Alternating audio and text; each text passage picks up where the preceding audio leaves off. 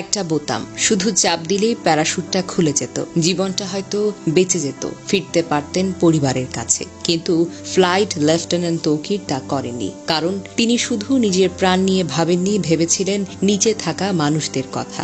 বিমানের emergency system সক্রিয় থাকলেও তিনি সিট ত্যাগ করেননি।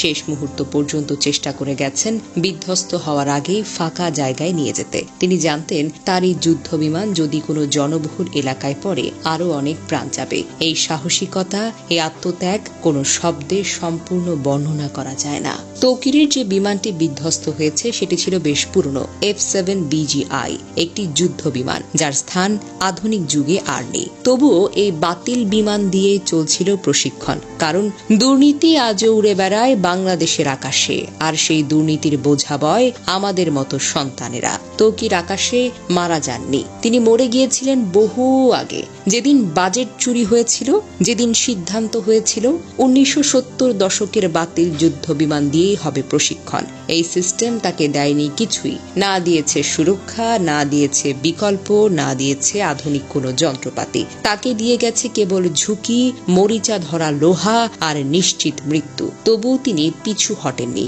দেশ, দায়িত্ব আর মানুষ, এসবের কাছে নিজের প্রাণকেও তুচ্ছ মনে করেছিলেন। উত্তরার আকাশে ফ্লাইট লেফটেন্যান্ট তৌকির একা মারা যাননি। এই ভয়াবহ দুর্ঘটনায় আরো অনেক প্রাণ ঝরে গেছে। আমরা গভীরভাবে শোকাহত। শহীদ তৌকির সহ সকল নিহতের আত্মার মাগফিরাত আমরা কামনা করি। আহতদের জন্য দোয়া করি, আল্লাহ যেন তাদের দ্রুত আরোগ্য দান করেন। আমাদের একটাই প্রার্থনা, আর যেন কোনো তরুণ তৌকিরকে একটা মরিচে ধরা যুদ্ধ বিমানের সঙ্গে জীবন বিসর্জন দিতে না হয়।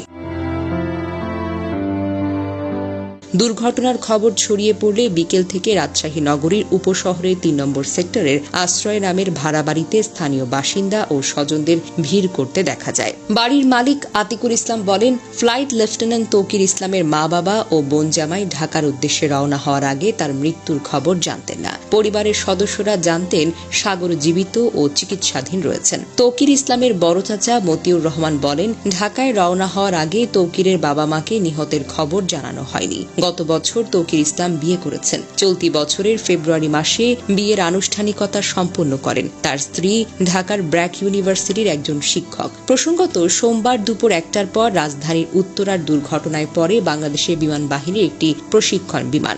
বিমানটি উত্তরার মাইলস্টোন স্কুল অ্যান্ড কলেজের একটি ভবনে গিয়ে পড়ে যায় এবং বিধ্বস্ত হয়। সঙ্গে সঙ্গে বিমান ও স্কুল ভবনটিতে আগুন ধরে যায়। যে ভবনে এটি বিধ্বস্ত হয় সেখানে বহু স্কুল পর্যায়ের শিক্ষার্থী ছিল, যাদের বেশিরভাগই হতাহত হয়েছে।